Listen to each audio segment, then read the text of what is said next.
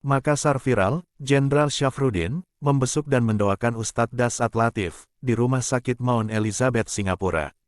Setelah 5 hari dirawat di Rumah Sakit Mount Elizabeth di Singapura, begini kondisi terkini Ustadz Dasat Latif.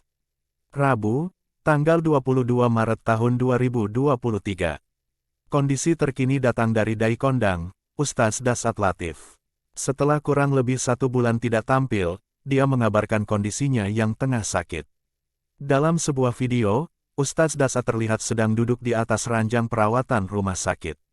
Dia mengenakan jaket tebal dan songkok putih, dan pihak Rumah Sakit Mount Elizabeth mengatakan ada infeksi pada paru-paru Pak Ustadz, sehingga kesehatan beliau terganggu. Kondisi Dai Kondang setelah dirawat selama 5 hari di Rumah Sakit Mount Elizabeth, Singapura, sudah menunjukkan perkembangan yang baik.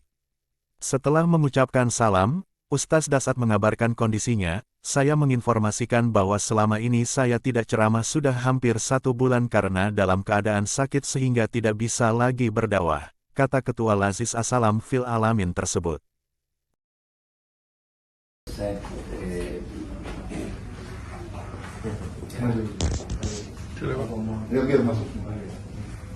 Assalamualaikum warahmatullahi wabarakatuh. Waalaikumsalam. Saat ini saya di rumah sakit. Alhamdulillah dikunjungi Pak Syafruddin. Beliau adalah guru kehidupan saya. Sama Pak Haji Hadi Pembuyung. Tim pusat jendela. Pemirsa, mohon doanya agar saya segera sembuh supaya bisa kembali berdakwah. Saya Dasat Latif. Assalamualaikum warahmatullahi wabarakatuh. Assalamualaikum warahmatullahi wabarakatuh.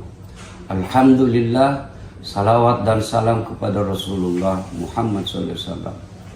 Saya menginformasikan bahwa selama ini saya tidak ceramah sudah hampir 1 bulan. Karena dalam keadaan sakit sehingga tidak bisa lagi berdakwah.